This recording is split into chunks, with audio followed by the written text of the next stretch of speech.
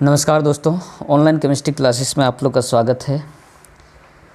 जैसा कि पिछले लेक्चर में हम लोग स्टेट्स ऑफ मैटर स्टार्ट किए थे। स्टेट्स ऑफ मैटर में हम लोग इंटरमोलिकुलर फोर्सेस की हम लोग बात कर रहे थे। इंटरमोलिकुलर फोर्सेस 5 तरह के होते हैं। हम लोग 3 तरह का बात कर चुके थे। आज हम लोग चौथा और 5वां के बारे में बात करेंगे। ठीक है। चौथा जो टाइप हमारा है इंटरमोलिकुलर फोर्सेस का, वो हमारा dipole induced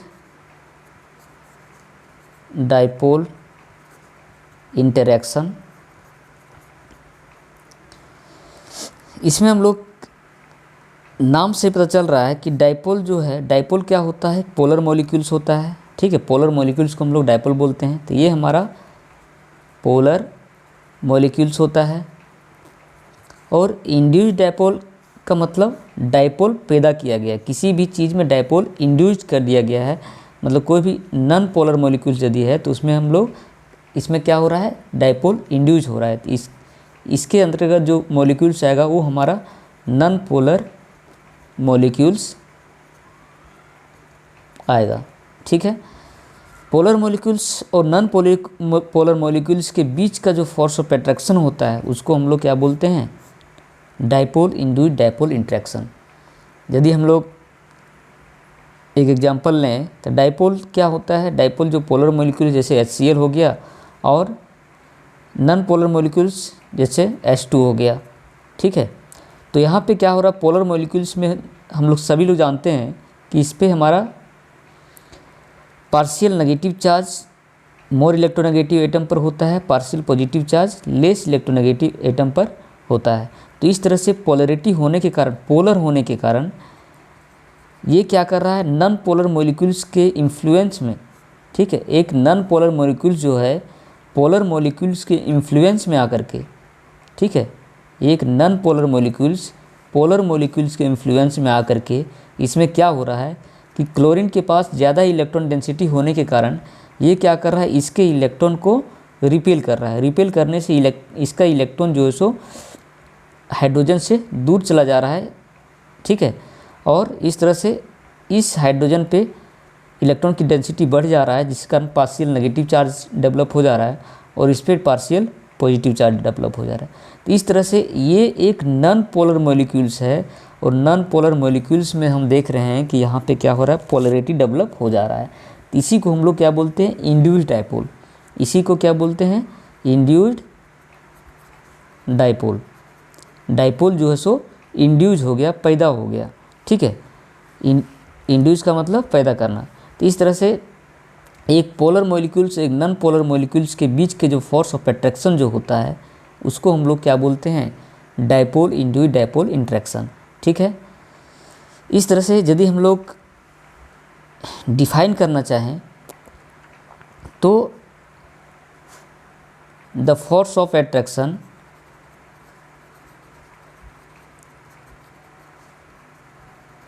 exist between polar and non-polar molecules are called dipole induced dipole interaction। ठीक है। इस तरह से इस पे क्या हो रहा है, the negative pole of the polar molecule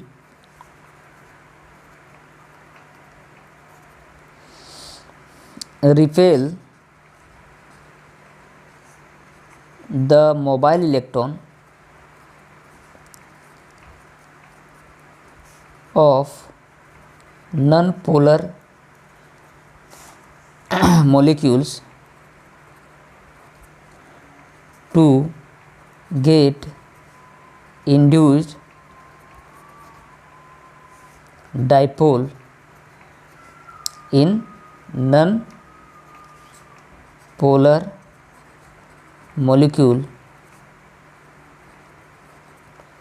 Thus the force of attraction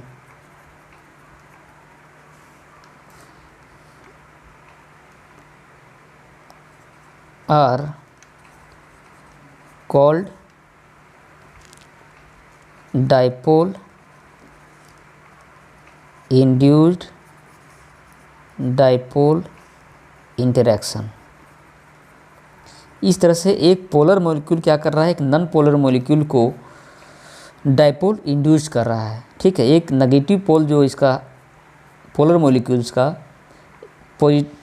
negative पोल क्या कर रहा है, एक नॉन पोलर मॉलिक्यूल्स के एक एंड को क्या कर रहा है, एक एंड के इलेक्ट्रॉन जो जिसका इलेक्ट्रॉन जो है सो मोबाइल इलेक्ट्रॉन है, जो इलेक्ट्रॉन चारों तरफ घूम रहा था, उस इलेक्ट्रॉन को क्या किया इसने, रिपेल कर दिया। रिपेल करने से क्या हुआ, इसका इलेक्ट्रॉन जो है सो दूर चला गया और दूर जाने से इस पर पोलरिटी डेवलप हो गया।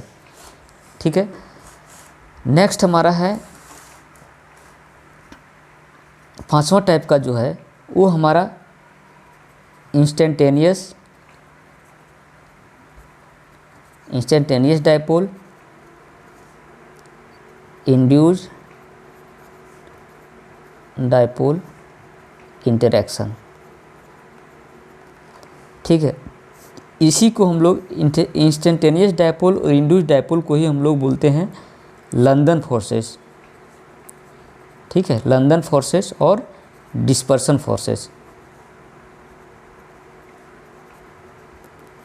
लंदन फोर्सेस और डिस्पर्सन फोर्सेस, ये सबसे वीक वंडरवाल फोर्स होता है। ये इंटरमोलिकुलर फोर्सेस में सबसे वीक इंटरमोलिकुलर फोर्सेस जो होता है वो हमारा instantaneous dipole induced dipole interaction होता है। ठीक है, जैसा कि इंस्टेंटेनियस डाइपोल का मतलब है कि एक नॉन पोलर मॉलिक्यूल्स, ठीक है, एक नॉन पोलर मॉलिक्यूल्स, और इंड्यूस्ड डाइपोल का मतलब किसी में एक नॉन पोलर मॉलिक्यूल है जिसमें डाइपोल इंड्यूस किया गया है, तो ये भी एक नॉन पोलर मॉलिक्यूल्स होगा। ठीक है, इस तरह से दो नॉन पोलर मॉलिक्यूल्स यदि है, एक हमारा H2 मॉलिक्यूल्स है नॉन पोलर मॉलिक्यूल्स, और एक हमारा H2 है, ये भी एक नॉन पोलर मॉलिक्यूल्स है। इसमें क्या देखा गया कि एक पार्टिकुलर इंस्टेंट पे, जैसा कि हम लोग इलेक्ट्रॉन जानते हैं कि इलेक्ट्रॉन का एग्जैक्ट लोकेशन आज तक पता नहीं चला है। हम लोग प्रोबेबिलिटी का बात करते हैं कि इलेक्ट्रॉन की प्रोबेबिलिटी पाए जाने की जो है वो यहाँ पे हो सकता है, जैसे ऑर्बिटल में इलेक्ट्रॉन की पाए जाने की प्रोबेबिलिटी होती है। ठीक है, तो इलेक्ट्रॉन जो है सो 3 डायमेंशनल में हमारा ऑर्बिटल में मूव करता है। तो इस तरह से पार्टिकुलर एक इंस्टेंट पर क्या देखा गया कि इलेक्ट्रॉन का डेंसिटी जो हमारा है, ठीक है, इस मॉलिक्यूल्स में, इसमें इलेक्ट्रॉन का डेंसिटी जो है वो हमारा इस तरफ ज़्यादा था और इस तरफ इलेक्ट्रॉन का डेंसिटी कम था। इसलिए यहाँ इधर क्या हो गया, इलेक्ट्रॉन का डेंसिटी जिधर था उधर नेगेटिव चार्ज डेवलप हो गया था, और जिधर इलेक्ट्रॉन डेंसिटी कम था उधर पॉजिटिव चार्ज डेवलप हो गया था। एक पार्टिकुलर इंस्टेंट का हम लोग बात कर रहे हैं। ठीक है, इसमें जो है सो क्या देखा गया, पोलैरिटी डेवलप हो गया है। अब इसके इन्फ्लुएंस में जब एक नॉन पोलर मॉलिक्यूल्स जब आता है तो क्या होता है, नॉन पोलर मॉलिक्यूल्स आने के बाद यहाँ पे जब पॉजिटिव चार्ज जो डेवलप हुआ है, ये क्या कर रहा है, इलेक्ट्रॉन को चाह रहा है, तो ये इसके इलेक्ट्रॉन को अपनी ओर अट्रैक्ट कर रहा है, इसके इलेक्ट्रॉन को अपनी ओर अट्रैक्ट कर रहा है, जिसके कारण इस पर हमारा इधर जो है सो नेगेटिव चार्ज डेवलप हो गया और इधर हमारा पॉजिटिव चार्ज डेवलप हो गया। इसलिए यहाँ पे क्या हो रहा है, यहाँ पे क्या हो रहा है, इंड्यूस्ड डाइपोल हो रहा है, डाइपोल इंड्यूस्ड हो रहा है।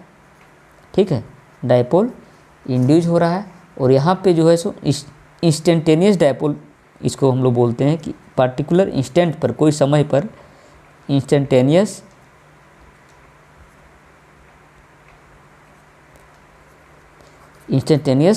डाइपोल। इस तरह से दो नॉन पोलर मॉलिक्यूल्स जब आपस में आते हैं, ठीक है, तो इस तरह का जब फोर्स को ऑफ अट्रैक्शन जब लगता है तो इसको हम लोग इंस्टेंटेनियस डाइपोल इंड्यूस्ड डाइपोल बोलते हैं। यदि इसको हम लोग डिफाइन करना चाहें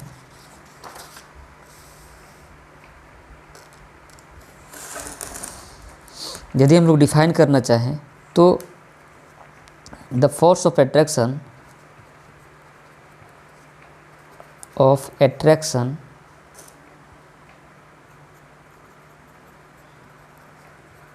exist between two non-polar molecules are called instantaneous dipole induced dipole interaction. For example, जैसे दो मॉलिक्यूल्स है एच मॉलिक्यूल्स, ओ मॉलिक्यूल्स, इन दोनों के बीच जो फोर्स ऑफ अट्रैक्शन जो लग रहा है इसको हम लोग क्या बोलते हैं? Instantaneous dipole induced dipole interaction. ठीक है, तो इस तरह से हम लोगों ने फोर्स ऑफ अट्रैक्शन जो हम लोगों ने देखा, फोर्स ऑफ अट्रैक्शन दो तरह का होता है, इंटरमोलिकुलर फोर्सेस और इंट्रामोलिकुलर फोर्सेस। इंटरमोलिकुलर फोर्सेस में हम लोग 5 तरह का इंटरमोलिकुलर फोर्सेस देखें। ठीक है, सबसे पहला जो इंटरमोलिकुलर फोर्सेस जो हम लोगों ने देखा वो आयन डाइपोल इंटरैक्शन, दूसरा हमारा डाइपोल डाइपोल इंटरैक्शन, तीसरा हमारा dipole ion induced dipole interaction, चौथा हमारा डाइपोल इंड्यूस्ड डाइपोल इंटरैक्शन और पांचवा instantaneous dipole induced dipole interaction. ठीक है, इस तरह से हम लोगों ने एग्जाम्पल के साथ सभी को देखें। अब हम लोग बात करते हैं measurable properties of gases. Gases का जो मेजरेबल प्रॉपर्टीज होता है वो क्या क्या होता है? Measurable properties of gases. Gases का मेजरेबल प्रॉपर्टीज का हम लोग बात करेंगे। गैसेस का मेजरेबल प्रॉपर्टीज जो होता है वो 5 मेजरेबल प्रॉपर्टीज होता है। सबसे पहला मेजरेबल प्रॉपर्टी जो होता है वो हमारा क्या होता है? मास होता है। दूसरा मेजरेबल प्रॉपर्टी जो हमारा होता है वो हमारा वॉल्यूम होता है। तीसरा हमारा प्रेशर होता है। चौथा हमारा टेम्परेचर होता है। पांचवा हमारा डेंसिटी होता है। इस तरह से 5 मेजरेबल प्रॉपर्टी जो है हमारा गैस का होता है। ठीक है, गैसेस में हम लोग 5 तरह से मेजर कर सकते हैं। जैसे वॉल्यूम यदि मेजर करने का बात आए तो वॉल्यूम हम लोग मेजर कर सकते हैं। प्रेशर मेजर करने की बात है, प्रेशर मेजर कर सकते हैं। ठीक है, इस तरह से जितने भी न्यूमेरिकल हैं इन्हीं पर बेसिस होते हैं। ठीक है, यदि हम लोग को कभी डेंसिटी निकालने के लिए दे दिया गया, कभी वॉल्यूम दिया है, प्रेशर दिया है, टेम्परेचर निकालना है, यदि मास दिया है, डेंसिटी दिया है, वॉल्यूम निकालना है, इस तरह से इन्हीं पे रिलेटेड हमारा जितने भी न्यूमेरिकल हैं इन्हीं पर बेस होंगे। ठीक है, तो इस तरह से मेजरेबल प्रॉपर्टीज़ का यदि हम लोग बात करें जो हम लोग मेजर कर सकते हैं गैसेस में, वो हमारा मास को मेजर कर सकते हैं, वॉल्यूम को कर सकते हैं, प्रेशर को कर सकते हैं, टेम्परेचर को और डेंसिटी को कर सकते हैं। ठीक है, तो सबसे पहला मेजरेबल प्रॉपर्टी जो हमारा है वो हमारा मास है, और मास को हम लोग सबसे पहले मास की बात करेंगे। ठीक है, मास जैसा कि हम सभी लोग जानते हैं कि गैसेस का भी मास होता है। ठीक है, गैसेस का एटॉमिक मास होता है जिसको हम लोग मॉलिक्यूलर मास बोलते हैं। ठीक है, तो मास यदि हम लोग बात करें तो एक एग्जांपल से यदि हम लोग बात करें तो यदि हम लोग एक एम्प्टी सिलेंडर लेते हैं, ठीक है, और एक सिलेंडर में गैस फिल करते हैं, इस तरह से इस पे गैस हमारा फिल किया हुआ है और इसका इस एम्प्टी सिलेंडर का मास जो है सो W1 है और इसका मास जो है सो W2 है विथ गैस। इस तरह से हम लोग यदि मास निकालना चाहें गैस का तो हम लोग क्या करेंगे? मास ऑफ गैस यदि हम लोग निकालना चाहें तो हम लोग क्या करेंगे, W2 माइनस W1, ठीक है। और यहाँ पे ग्राम लिखेंगे क्योंकि मास को हम लोग ग्राम में मेजर करेंगे, ठीक है। जहाँ पे भी न्यूमेरिकल आएंगे वहाँ पर हम लोग मास को ग्राम में ही कंसीडर करेंगे, ठीक है। फिर आगे यदि हम लोग बात करें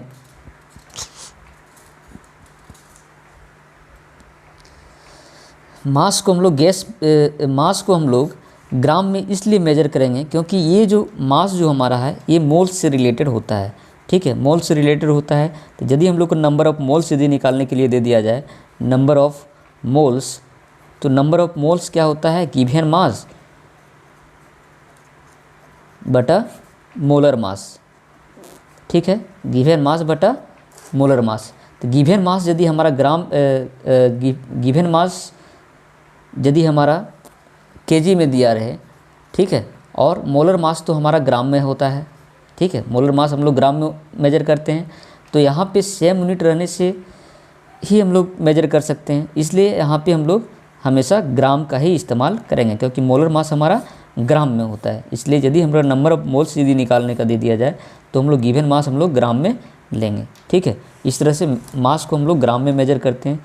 नेक्स्ट प्रॉपर्टी जो हमारा है वो हमारा वॉल्यूम है, ठीक है।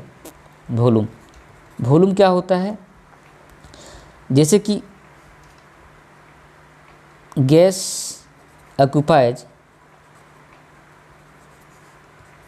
द वॉल्यूम ऑफ कंटेनर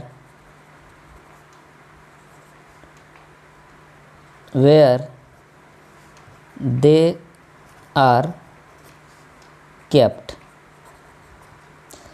ठीक है। गैस का जो वॉल्यूम होता है वो हमारा कंटेनर का जो वॉल्यूम होता है वो हमारा गैस का वॉल्यूम होता है, ठीक है। गैस का कोई फिक्स वॉल्यूम नहीं होता है, ठीक है। इस तरह से हम कह सकते हैं कि वॉल्यूम की बात यदि हम लोग गैस का यदि हम लोग करें तो जिस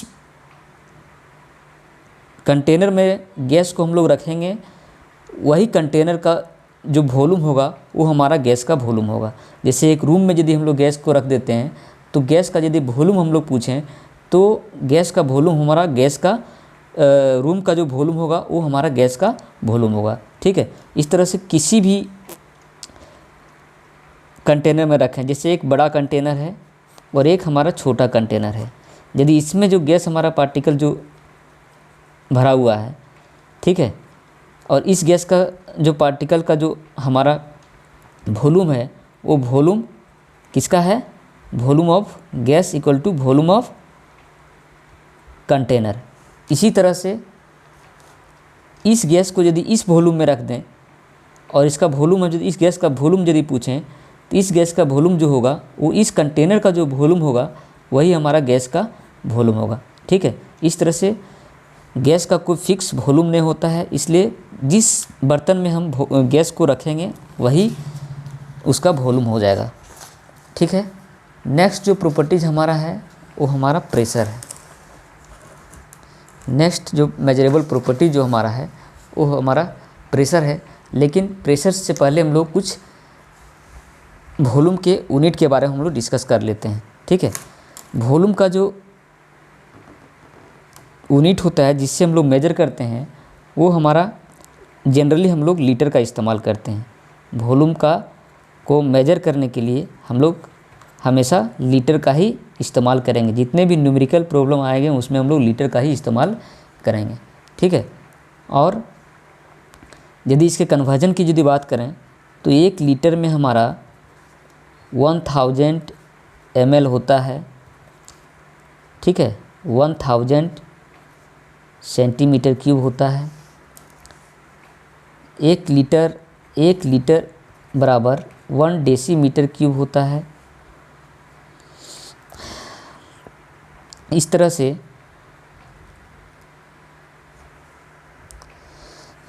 वन 1000 लीटर बराबर 1000 डेसीमीटर क्यूब बराबर 10⁶ ml equal to 10⁶ centimetre cube होता है, ठीक है।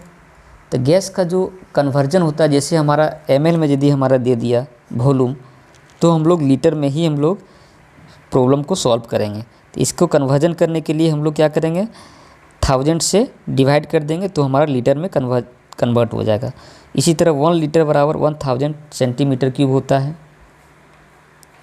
ठीक है, तो लीटर को बदलने के लिए हम लोग 1000 से डिवाइड कर देंगे। तो इस तरह से इस कन्वर्जन को हम लोग को ध्यान में रखना है ताकि न्यूमेरिकल सॉल्व करने में हम लोग को आसानी हो।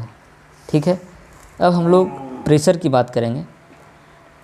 नेक्स्ट जो मेजरेबल प्रॉपर्टीज है वो हमारा प्रेशर है। प्रेशर का जब बात आता है तो काइनेटिक थ्योरी ऑफ गैस क्या कहता है कि किसी भी कंटेनर में यदि गैस भरा हुआ है तो गैस जो है सो रेंडमली मोशन करता है। ठीक है, एवरी डायरेक्शन में, किसी भी डायरेक्शन में गैस मूव करते रहता है। तो इस तरह से ये जो गैस है, ये गैस क्या करता है, आपस में कोलाइड होते रहता है। कोलाइड होते होते ये क्या करता है, कंटेनर के वाल पे जाके टकराता है।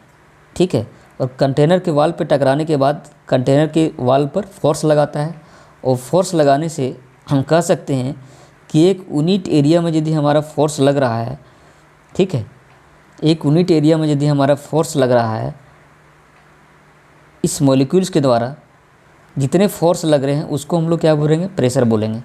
एक unit area, the force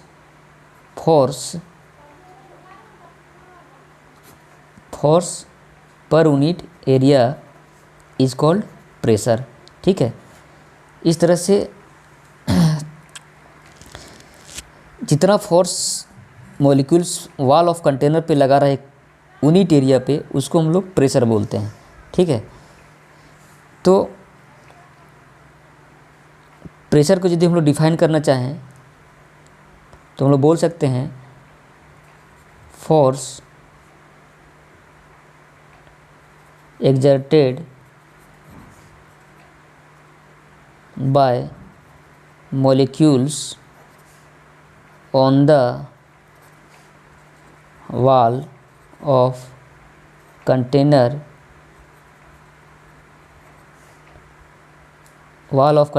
on unit area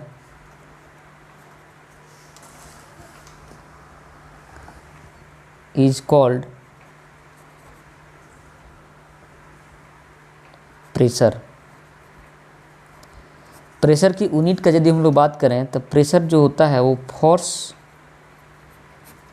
per unit area होता है, और इसको हम लोग फोर्स का ऐसा यूनिट होता है न्यूटन, और एरिया का ऐसा यूनिट हमारा मीटर स्क्वायर होता है। ठीक है, तो इस तरह से प्रेशर का यूनिट जो है हमारा ऐसा यूनिट जिसको बोलते हैं, ऐसा यूनिट जो है हमारा न्यूटन पर मीटर स्क्वायर है, जिसको हम लोग पास्कल भी बोलते हैं। ठीक है, तो इस तरह से प्रेशर का ऐसा यूनिट जो है सो पास्कल होता है। अब इसके कन्वर्जन का यदि हम लोग बात करें कि इसके बहुत सारे यूनिट होते हैं प्रेशर के। ठीक है, तो प्रेशर को हम लोग जनरली एटीएम में हम लोग मेजर करेंगे। कोई भी न्यूमेरिकल प्रॉब्लम होगा तो वहाँ पे हम लोग एटीएम में ही हम लोग मेजर करेंगे। तो इसका कन्वर्जन का यदि हम लोग बात करें तो 1 ATM equal to 1.01325 into 10⁵ pascal होता है। 101.325 इंटू 10⁻³ किलो पास्कल होता है। इसी के बराबर होता है 1.01325 बार। इसी के बराबर होता है 760 टोर। इसी के बराबर होता है 760 mm ऑफ Hg। इसी के बराबर होता है 760 सेंटीमीटर ऑफ Hg। इस तरह से प्रेशर को हम लोग बहुत सारे यूनिट में हम लोग मेजर कर सकते हैं, लेकिन जितने भी न्यूमेरिकल प्रॉब्लम होंगे उसमें हम लोग एटीएम का ही हम लोग इस्तेमाल करेंगे। ठीक है, इस तरह से ये सब कन्वर्जन को हम लोग को याद रखना, ताकि जब भी हम लोग कोई भी प्रॉब्लम बनाएं तो उसमें हमारा यदि पास्कल में दिया हुआ है तो उसको हम लोग एटीएम में बदल सकते हैं, ठीक है, डिवाइड करके, ठीक है। इस तरह से प्रेशर को हम लोग डिस्कस किए। अब नेक्स्ट प्रॉपर्टी जो हमारा है वो हमारा टेम्परेचर है। नेक्स्ट जो प्रॉपर्टीज है वो हमारा टेम्परेचर है, ठीक है। टेम्परेचर टेम्परेचर भी एक हमारा गैसेस का मेजरेबल प्रॉपर्टीज होता है। टेम्परेचर की यदि बात करें तो टेम्परेचर पे एक हमारा पूरा चैप्टर ही है, काइनेटिक थ्योरी ऑफ गैसेस, ठीक है। इसलिए टेम्परेचर का यदि हम लोग बात करें तो बहुत ही लंबा टॉपिक है, लेकिन हम लोग सिर्फ बेसिक का हम लोग बात करेंगे। टेम्परेचर जो होता है kinetic temperature is directly proportional to kinetic energy of gas होता है, ठीक है। काइनेटिक एनर्जी ऑफ गैस होता है। जितना ज़्यादा टेम्परेचर हम लोग बढ़ाएंगे काइनेटिक एनर्जी ऑफ मॉलिक्यूल्स का उतना ही बढ़ेगा, ठीक है। इस तरह से हम लोग कह सकते हैं कि टेम्परेचर जो है सो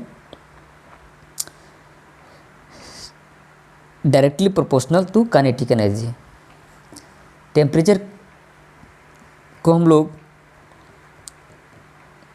केल्विन में मेजर करते हैं, ठीक है। टेम्परेचर को हम लोग केल्विन में मेजर करते हैं।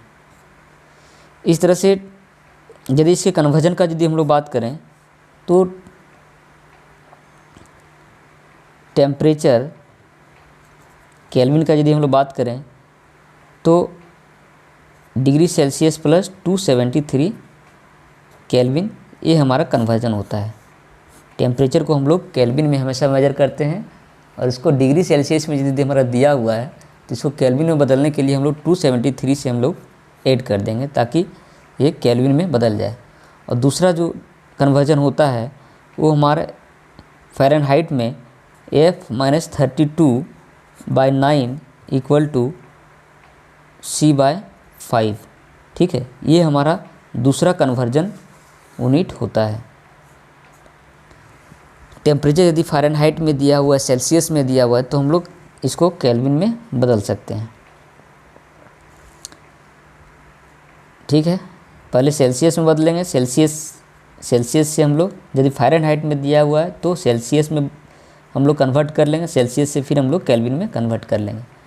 इस तरह से नेक्स्ट जो प्रॉपर्टीज़ हमारा है वो डेंसिटी है, ठीक है। पांचवा जो प्रॉपर्टीज मेजरेबल प्रॉपर्टीज वो हमारा डेंसिटी है।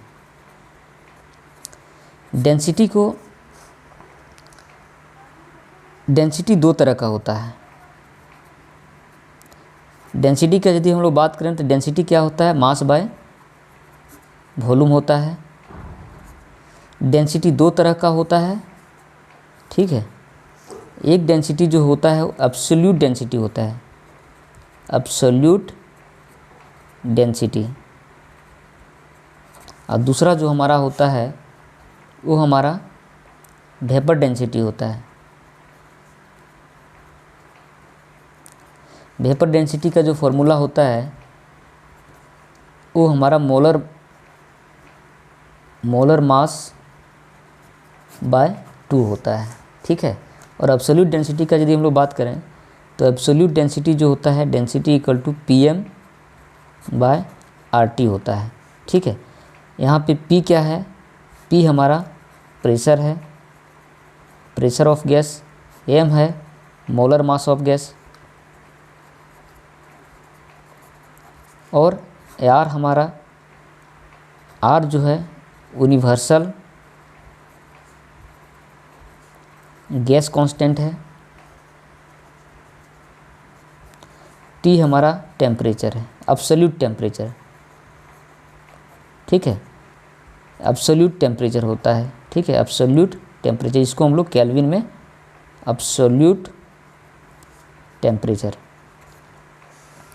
इस तरह से एब्सोल्यूट डेंसिटी जो है इसका यूनिट होता है, लेकिन वेपर डेंसिटी का कोई यूनिट नहीं होता, ये यूनिटलेस होता है, ये यूनिटलेस होता है। ठीक है, इस तरह से डेंसिटी को हम लोग दो तरह से मेजर कर सकते हैं, एक एब्सोल्यूट डेंसिटी और एक हमारा वेपर डेंसिटी। ये वेपर डेंसिटी जो होता है ये एक कंपैरिजन डेंसिटी होता है, हाइड्रोजन से हम लोग इसका कंपैरिजन करते हैं, हाइड्रोजन की अपेक्षा ये कितना डेंस है, कितना डेंस नहीं है। ठीक है, ये हाइड्रोजन से कंपैरिजन हम लोग करते हैं।